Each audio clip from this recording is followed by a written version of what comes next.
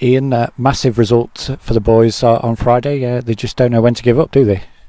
Yeah, I think they did really well. I know we got into a bit of trouble. We conceded 2 early tries. I suppose 3 tries that we could have avoided in the first half on the back of some defensive errors. But I think what we were looking at and what we were really looking for in terms of our response from the previous few weeks was our intensity, our urgency, the body language, how quickly we got off the ground and back into the game. And even when we were losing and even when we conceded those tries at the start, all those markers were still there. And I think in previous games when we may have gotten ourselves into a bit of trouble, we didn't have that consistency, but we weren't concerned 20 minutes into the game. We knew Leinster are a quality side and they can hurt you when you make mistakes. So at half time we stayed quite calm and felt that we were well back in the game, and in fairness to the lads, they really stepped it up around a kind of a power game and intensity in the second half. Is leaking early points any concern for you? Is that something you're working on, or as long as you're still in with a chance, that's the main thing? No, it definitely is. It definitely is something that would concern us. We haven't scored a lot of tries in the first 20 minutes either.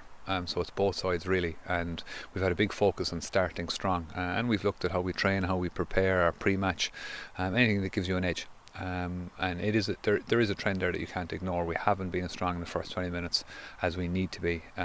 So if we can address that, I think with the way we've been finishing games and complete that 80 minutes, but we have to get that first 20 minutes right. How much has this team changed since you first took on Scarlets in the first round of the Cup? In terms of selection, it'll be significantly different. We're at a period where we're going through a very intense period in the league, and we used our whole squad throughout that block of games.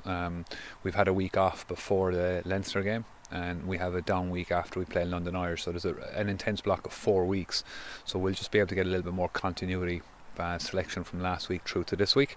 There are a number of guys that have been knocking on the door, and they make the squad very competitive, and they'll get an opportunity this week, but we'll be selecting as strong as we possibly can. And how do you approach Saturday's game? Scarlet's really tough opposition, especially at home. Yeah, they are. They have a lot of players that are contracted to the Scarlets, and I think that we saw that in the strength of the first team when they played here. They had 11 or 12 Scarlets that day in the 15, and I expect this Saturday to be no different. It's a winner takes all. The winner makes it to quarter final, the loser probably goes out realistically, I think, looking at the other groups.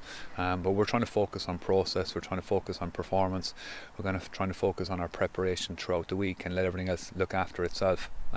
We've particularly tough travel there, and there's a lot of challenges there that I think in a perverse way we're looking forward to, because we have a lot of travel in the championship, especially down to London, between now and the end of the season. So if we can overcome the type of challenges like that this Saturday, it would set us up well for the rest of the season.